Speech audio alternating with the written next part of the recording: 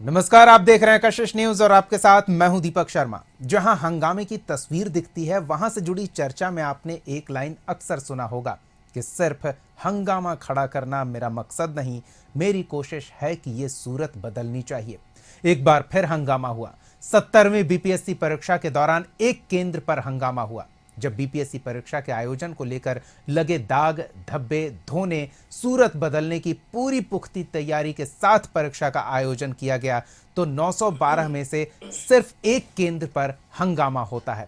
हंगामा करने की जितनी भी वजह अभ्यर्थियों ने बताई, उन सबको निराधार अफवाह बताते हुए बीपीएससी की टीम ने खारिज कर दिया। बीपीएससी ने हंगामा करने वाले को अभ्यर्थी नहीं, उपद्रवी माना और कार्रवाई की कवायद में जुट गई। ऐसे में सवाल तो पूछेंगे कि क्या केंद्र पर परीक्षा के दौरान सिर्फ हंगामा खड़ा करना ही मकसद था? और इन सवालों का जवाब देने के लिए हमारे साथ कुछ मेहमान जुड़े हैं, उनसे आपका परिचय करा दें। हमारे साथ बीजेपी की ओर से पार्टी का पक्ष रखने के लिए मनीष पांडे जी जुड़े हुए हैं, कांग्रेस की ओर से पार्टी का पक्ष रखने के लिए ज्ञान रंजन जी जुड़े हुए हैं और अभियान 40 आईएएस संचालक प्रमोद कुमार जी जुड़े हुए हैं। आप तीनों का बहुत बहुत स्वागत है। सबसे पहले तो प्रमोद जी, आपसे ये समझना चाहेंगे कि अभ्यर्थी उपद्रवी कैसे बन गए? बीपीएससी उन परीक्षार्थियों पर जो वरीय अधिकारी की परीक्षा देकर तैयारी में लगे हुए थे, एक बेहतर भविष्य की तलाश में थे, उन्हें उपद्रवी कहने की स्थिति क्यों आ गई?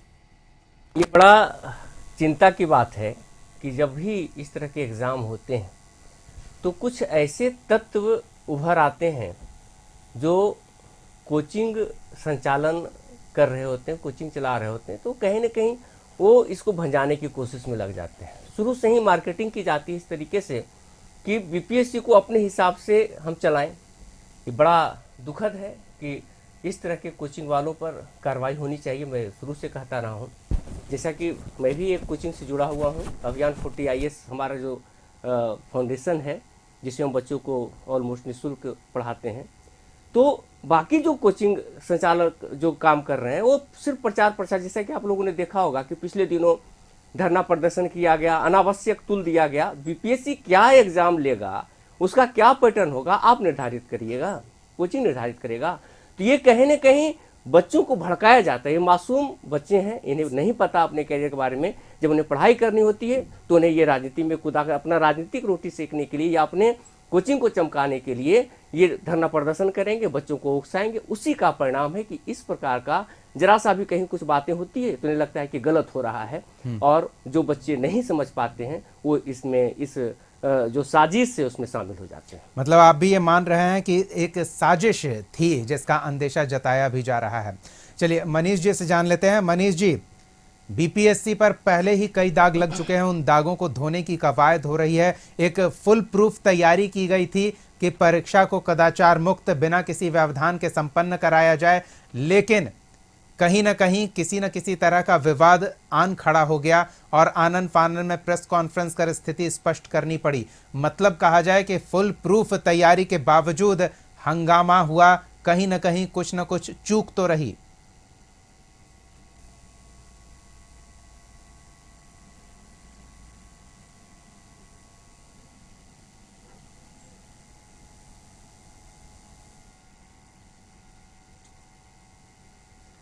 मनीष जी, रोकना चाहेंगे आपको, आपकी आवाज नहीं आ रही है, हम फिर से जुड़ेंगे आपके पास। और इन सब के जी, अब आपकी आवाज स्पष्ट है। जी मनीष जी बोलिए।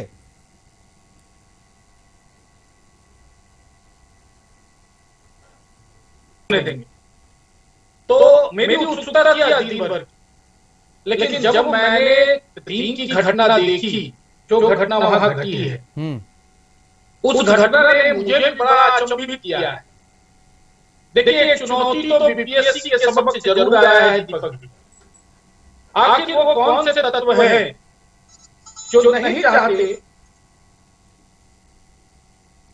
जी आखिर वो तो है। हेलो, मुझे जी आवाज आ रही है? जी बिल्कुल, आपकी आवाज आ रही है, अब और स्पष्ट आ रही है, बोलिए, अपनी बात रखिए। हाँ, तो आखिर वो कौन से तत्व हैं बिहार में जो लगातार नहीं चाहते हैं कि बीपीएससी अच्छे तरीके से परीक्षा करवाए, छात्रों की परीक्षा निष्पक्षतापूर्ण हो, और इतने अच्छे व्यवस्था के बाद मात्र एक केंद्र पर इन हालात में किस प्रकार से जब 297 फॉर्म क्वेश्चन पेपर एक बॉक्स में थे तो 197 कैसे गए, क्यों कम उसमें प्रश्न पत्र थे, और किस आधार पे परीक्षा 1 घंटा विलंब हुआ, और वो लड़के 12,000 लड़कों में मात्र 500 लड़के ही भड़क के क्यों बाहर निकले, और सारे छात्र तो first floor, second floor, third floor पे परीक्षा दे रहे थे, लेकिन कुछ छात्रों का समूह ही था जो बाहर निकला, भगदड़ मचाया,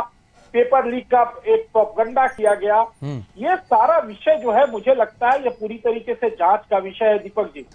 और जिस प्रकार से बिहार में खास करके मैं तो बड़ा स्पष्ट कहूंगा, जिस प्रकार से विपक्ष की भूमिका इस तरीके से रही, पिछले बार भी छात्रों को भड़काने का जब नॉर्मलाइजेशन का बीपीएससी के चेयरमैन ने एक दिन पहले क्लियर कर दिया था पूरी तरीके से, इसके बावजूद हंगामा करवाया गया, एक साजिश की गई डिस्टर्ब करने के लिए बीपीएससी को, सरकार को बदनाम करने के लिए। और फिर आज भी जिस प्रकार से दिन में मैंने देखा कि बिहार के किसी भी सेंटर पे किसी प्रकार की कोई दिक्कत नहीं आई, और पटना में एक सेंटर पर जिस प्रकार से भगदड़ करवाने का की साजिश थी, और मुझे लगता है कि इसकी जांच होनी चाहिए, और इसमें कुछ बीपीएससी के कुछ तत्व भी इसमें जो है, जो हमेशा कहीं ना कहीं इन्वॉल्व रहे गलत गतिविधियों में, उनका भी कहीं ना कहीं इन्वॉल्वमेंट है। चलिए, आपकी बात अपनी जगह ठीक है, लेकिन मनीष जी, ये सत्ता का स्वभाव है कि कहीं कुछ अगर चूक हो, किसी तरह की अगर उंगली उठे तो सारा दोषारोपण विपक्ष पर कर दिया जाए। हमारे साथ विपक्ष का प्रतिनिधित्व करने के लिए भी मौजूद है मेहमान, एक बार उनकी राय भी जान लेते हैं, उनकी बात भी सुन लेते हैं, और जो आरोप लग रहा है, जो संदेह व्यक्त किया जा रहा है और संदेह के पीछे विपक्ष की भूमिका का अंदेशा जताया जा रहा है, उस पर भी जान लेते हैं। ज्ञान रंजन जी, क्या कहेंगे? देखिए, सबसे पहली बात तो मैं ये कहना चाहता हूँ कि क्या बिहार सरकार हिंसक हो गई है? क्या सत्ता में बैठे या प्रशासन के लोग हिंसक हो गए हैं? क्या ये बच्चे हैं? ये नहीं जानते, जब मन हुआ, जैसे मन हुआ, जब जिधर से चाहे लाठीचार्ज कर देते। अरे बिहार में और भी माफिया हैं, पेपर लीक माफिया पे आप क्यों नहीं डंडा चला रहे हैं? आप शराब माफिया पे क्यों नहीं डंडा चला रहे हैं? आप बालू माफिया पे क्यों नहीं डंडा चला रहे हैं? अगर हम सवाल पूछते हैं तो आप ये कहते हो कि उस सवाल पे सवाल कर देते हो। अरे सरकार का काम है जवाब देना।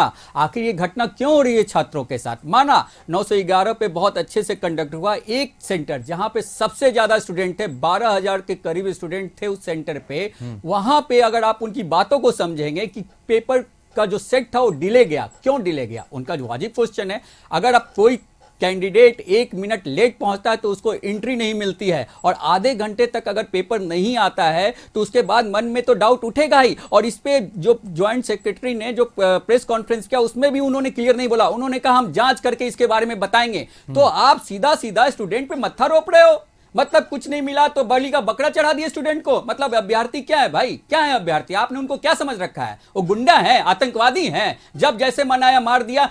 किस हैसियत से, मैं पूछना चाहता हूं बिहार सरकार से, किस हैसियत से डीएम साहब ने उस पर थप्पड़ मारा? एक वो पढ़े लिखे यूपीएससी एक पदाधिकारी होके जिस तरह से, क्या वो हिंसक बन गए हैं? अगर वो हिंसक बन जाएंगे तो बच्चों से क्या वो उम्मीद करेंगे? किस मामले में क्या? मैं तो बिहार सरकार से तत्कालिक मांग करता हूं कि तुरंत प्रभाव से डीएम को पहले निलंबित करे, उसके बाद स्वच्छ रूप से इसकी जांच कराए। ये कैसे कर सकते? इस तरह से हिंसक सरकार हो गई है जो सिर्फ अभ्यर्थी को ही लाठी चार्ज करती रहती है, उसे मारते रहती है उनको। यह क्या गुंडे हैं? मैं कहना चाहता हूं, क्यों भाई आपको बीपीएससी के परीक्षा देने वाले गांव गुरुआ के बच्चे आते हैं और उन सारी चीजों को रखते हैं, तो आप कौन होते हैं उन पे? अगर उन्होंने कुछ बात रखी, उनकी बात को समझनी चाहिए। आपने समझाया है, बुझाया, उसका एक तरीका है।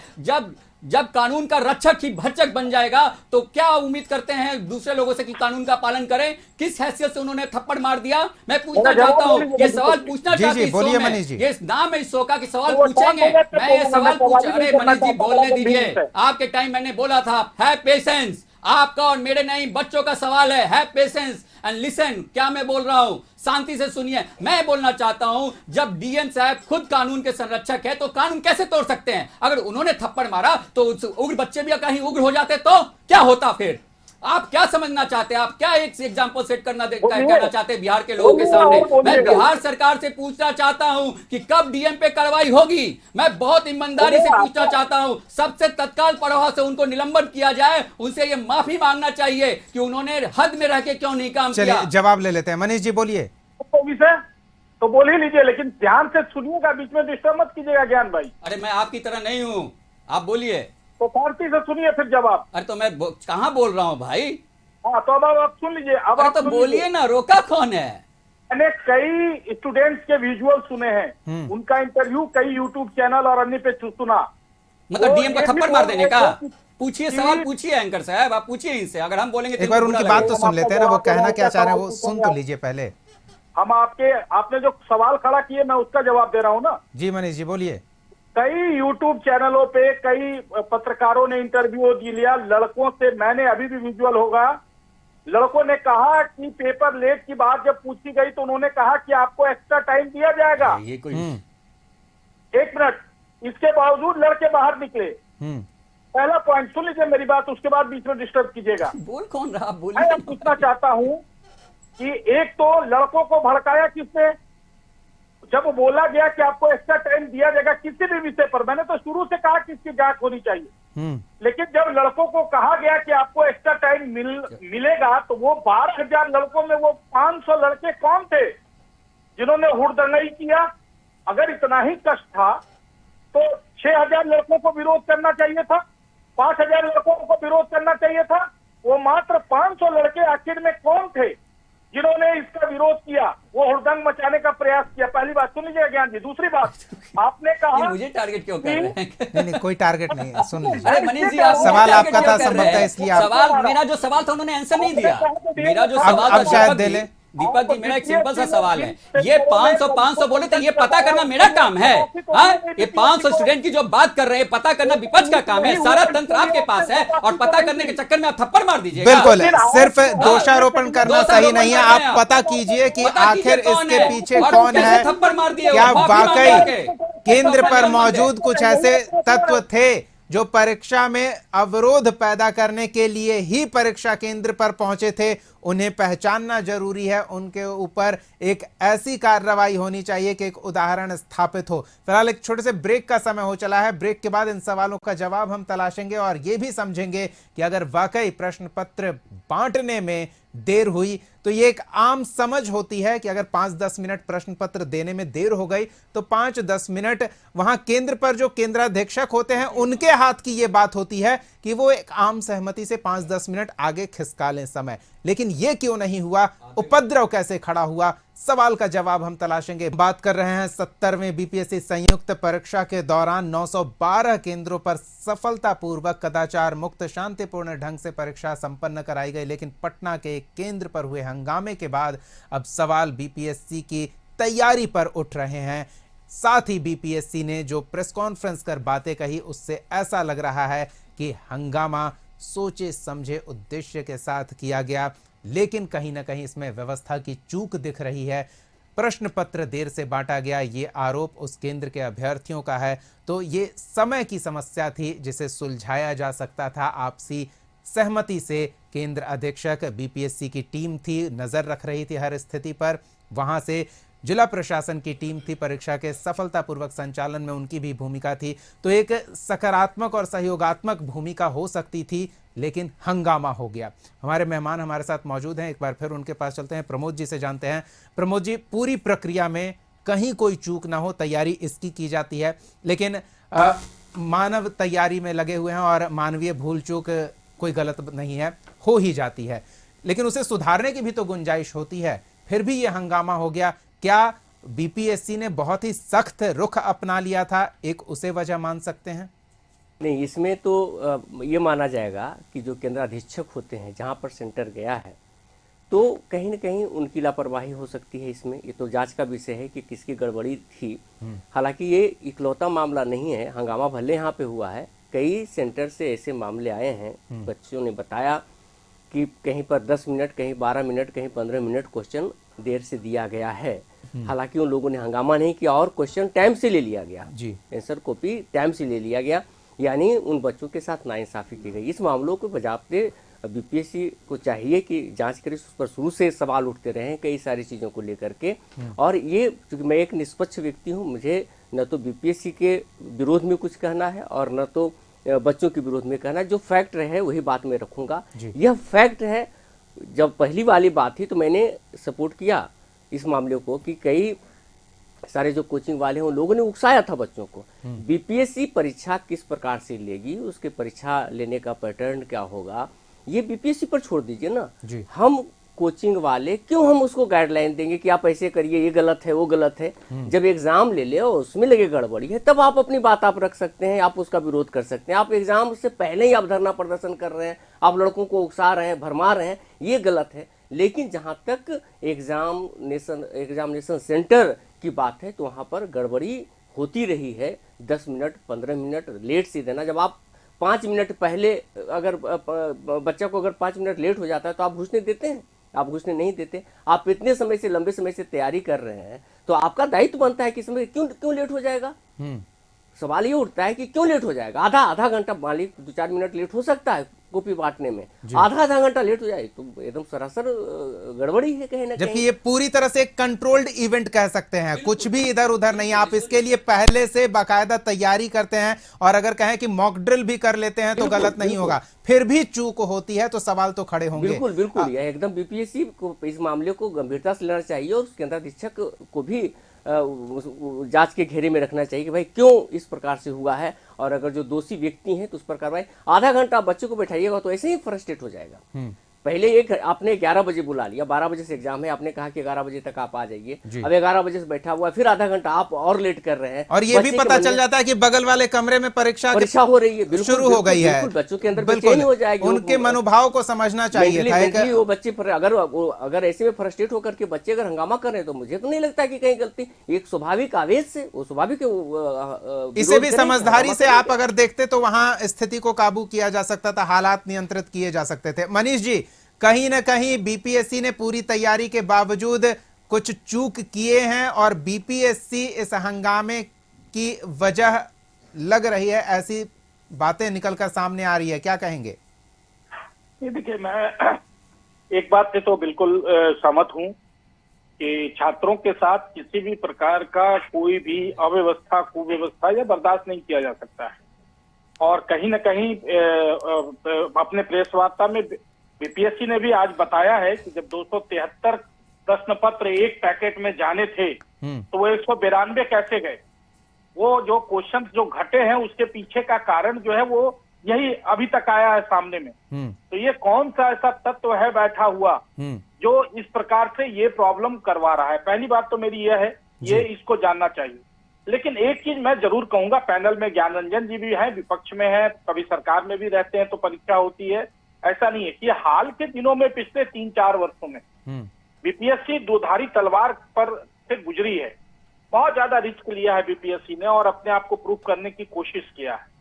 एक प्रकार का मानसिक तनाव हमेशा जब भी इस प्रकार की परीक्षाएं होती है, खास करके पिछली बार, अभी हाल में जो नॉर्मलाइजेशन को लेकर जिस प्रकार से, मल्टीपल सेट को लेकर जिस प्रकार से आंदोलन हुए, जबकि मनीष जी, बीपीएससी की टीम किस तरह से तनाव में है ये समझ में नहीं आती। अगर कुछ बहुत बड़ा हो जाता तो सीधे उनकी ओर से कहा जाएगा परीक्षा कैंसिल, अगली परीक्षा की तारीख हम घोषित करेंगे, आप इंतजार कीजिए। वो तनाव नहीं होता है। बीपीएससी के किसी अधिकारी पर कोई कार्रवाई नहीं होती, कोई एफआईआर दर्ज नहीं होता है, उन्हें बर्खास्त या सस्पेंड नहीं किया जाता है। यहां भविष्य जिनके दांव पर है उन्हीं पर कार्रवाई होती है। आप धमकी देते हैं कि आगे आप कोई भी बीपीएससी स्तर की परीक्षा नहीं दे सकते हैं, इस तरह की बातें निकलकर सामने आती है। तो दबाव में तो छात्र हैं और आप उनका और शोषण करते नजर आ रहे हैं।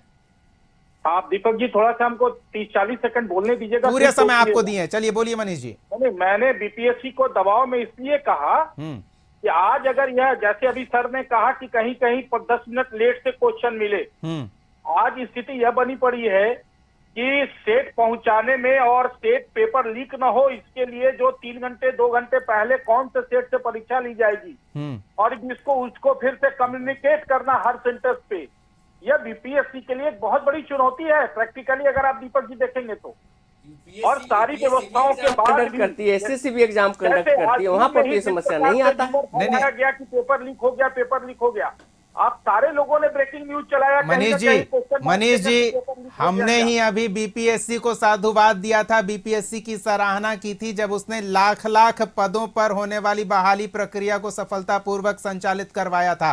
तो ये बहाने अगर बीपीएससी की ओर से कोई दे कि बीपीएससी तनाव में है, कई चुनौतियां हैं, वो इसीलिए हैं कि उन चुनौतियों को पार पाए और सफलतापूर्वक परीक्षा को संचालित कर पाए। प्रमोद जी कुछ कह रहे हैं, एक बार उनकी भी सुन लेते हैं। प्रमोद जी, तकनीकी रूप से अपने आप को सुधारने के लिए तैयार ही नहीं है। बीपीएससी के साथ सबसे चलिए बड़ी ये समस्या बड़ी है। बात है और इस ये पर ध्यान टेक्निक दिया जाना जरूरी है। मनीष जी, आप क्या कहेंगे? यूपीएससी में क्यों गड़बड़ी नहीं होती? आप उससे सीखिए, या अन्य जो एग्जाम हो रहे हैं उनसे सीखिए। चलिए, तो आप बने बनाए मनीष जी पैटर्न की पर ले रहे हैं, बात आपके साथ ये गड़बड़ी हो रही है, अक्सर आ रही है इस तरह की समस्याएं। चलिए, बीपीएससी मनीष जी को भी अपने आप को आत्मचिंतन करने की जरूरत है। बड़े पैमाने पर बीपीएससी ने शिक्षकों की जो परीक्षा ली थी किस प्रकार से सारे बिल्कुल उसी की हम बात कर रहे हैं ना, कि उसकी हम सराहना कर चुके हैं। फिर इस तरह की छोटी छोटी परीक्षाओं में जहां कुछ लाख ही अभ्यर्थी हों, मुझे टोकना पड़ेगा, नहीं बोलने देंगे। चलिए अब ज्ञान रंजन जी की बात सुन लेते हैं चलते चलते। बिहार हमारे में- पास समय का अभाव है मनीष जी, फिर देखिए, ज्ञान रंजन जी मैं- कहेंगे समय नहीं दिया गया। देखिए, मैं सीधा सीधा ये कहता हूँ, सारा प्रेशर अगर स्टूडेंट पे है, प्रेशर सब कुछ स्टूडेंट से या अभ्यर्थी से ही उम्मीद करते हैं। आज थप्पड़ भी या लाठी भी अभ्यर्थी खाए, ये कहाँ का भाई? हिंसक हैं आप, जंगली जानवर है। पहले तो बिहार सरकार तुरंत निलंबन करे डीएम को, पूरा तुरंत निलंबन करे डीएम को। मैं मांग करता हूँ डीएम को, आपको तुरंत निलंबित होना चाहिए। और सरकार के हित में जिन बच्चों के साथ जाती है उनका पूरा प्रोविजन करके पता करे कि कहाँ देरी हुई। आधे घंटे का प्रेशर है, जानते बच्चे कितने दूर दूर से आते हैं, रात भर स्टेशन पे रुकते हैं, इंतजार करते हैं, भूखे प्यासे रहते हैं, और उसके बाद आप समझते हैं कि उनके साथ आप इस तरह से व्यवहार करेंगे। आप उनको कहते हैं संयम होने के लिए, और आप दिन भर क्या करते हैं भाई? आपकी क्या मजबूरी थी कि आपने थप्पड़ मार दिया? क्या था? आप आके सफाई दीजिए। मनीष जी, मैंने एक बार भी बीच में नहीं टोका है। पेशेंस, थोड़ा सा शांति रखिए भाई। मनीष जी गजब कर रहे हैं आप तो। इतना आग मुद्दे पे मैं बोल रहा हूँ और आपको लग रहा है मजाक। जिला प्रशासन से मैं आपसे पूछ रहा हूँ, आप क्या बोल रहे बीपीएससी हैं? का रोल और आगे क्या गुंजाइश बनती है? रोल और डीएम साहब को तो तत्काल सस्पेंड होना चाहिए, उन्हें तो खुद से रिजाइन कर देना चाहिए इस मामले को लेके। बोले किस मूलाधिकार का उन्होंने उपयोग किया, किस कानून का उन्होंने उपयोग किया? क्या उनका मूलाधिकार यही है? अगर यही बच्चे अपने बचाव में कुछ करते तो उनको आतंकवादी घोषित कर देते, उनको एग्जाम देने से निलंबन कर देते। ये क्या ये प्रेशर स्टूडेंट पे है? बोलिए। मैं फिर से बोलना चाहता हूं आपके माध्यम से, आपका ये चैनल है, सवाल पूछोगे तो पूछोगे।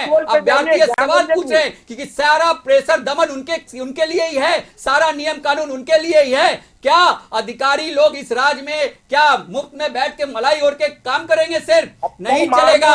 डीएम को तुरंत निलंबन करे, ये हमारी मांग है। चलिए वक्त का अभाव है फिलहाल। बहुत बहुत इस पर तो सवाल पूछना स्वाभाविक है कि भाई डीएम क्यों थप्पड़ उठाएंगे? ये चलिए। बच्चे हैं, इसी परीक्षा को पास करके, इसी तरह की परीक्षा पास करके वो डीएम बने हैं, और आप खुद थप्पड़ मार रहे हैं। ये तो बड़ा चिंता की बात है। चलिए, परिस्थितियां क्या रही हो, स्थिति स्पष्ट नहीं है और डीएम की ओर से इस पर कोई प्रतिक्रिया भी नहीं आई है इस घटनाक्रम को लेकर। बहरहाल जांच पड़ताल होगी तो बातें निकल कर सामने आएगी। फिलहाल बहुत बहुत धन्यवाद ज्ञान रंजन जी, प्रमोद कुमार जी और मनीष पांडे जी अपना समय देने के लिए, इस चर्चा में शामिल होने के लिए। अगले एपिसोड में एक और सवाल के साथ हम फिर मौजूद रहेंगे। तब तक के लिए देखते रहिए कशिश न्यूज।